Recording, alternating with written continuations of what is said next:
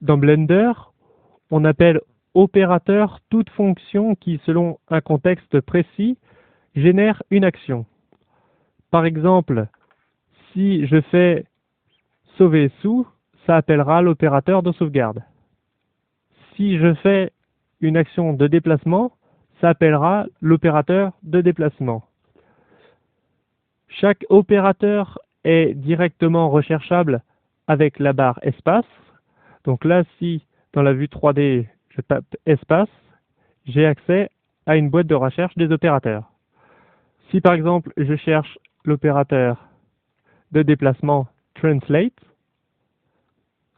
eh bien, ça va enchaîner un déplacement.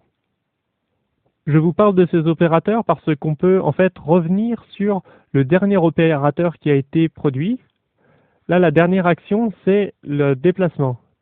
Et si je veux revenir sur les paramètres de ce déplacement, j'ai ici en bas de la barre d'outils un onglet qui me permet de faire ça. Alors son intitulé dépend évidemment de la dernière action qui a été opérée. Ici, c'est bien un déplacement. J'ai ici accès aux vecteurs X, Y et Z de déplacement.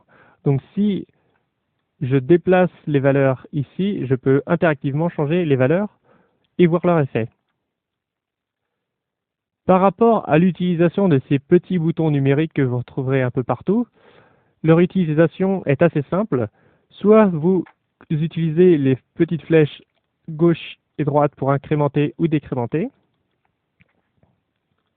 soit vous cliquez une fois au milieu et vous entrez une valeur numériquement, et vous validez par entrée,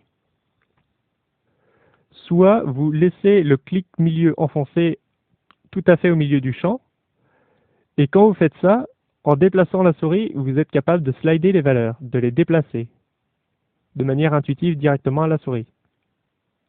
Autre option disponible, donc vous voyez qu'on a accès aux contraintes d'axe.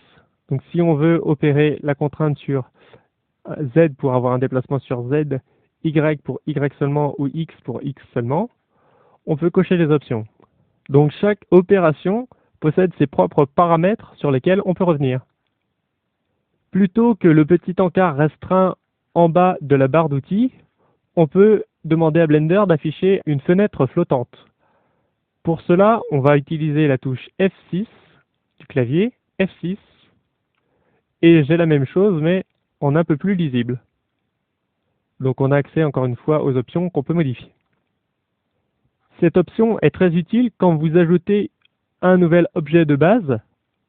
Par exemple, si j'ajoute un nouvel objet de type cône, donc là je vais aller dans Add, Mesh, puisque c'est un objet avec des faces géométriques, et dans Mesh, je vais chercher Cone. Je valide Cone, ça a ajouté comme d'habitude un cône, mais à l'endroit du curseur.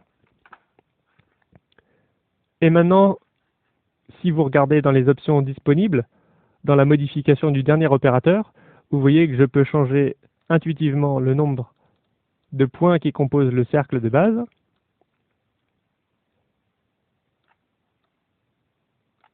ainsi que son rayon, etc. On reviendra là-dessus un peu plus précisément.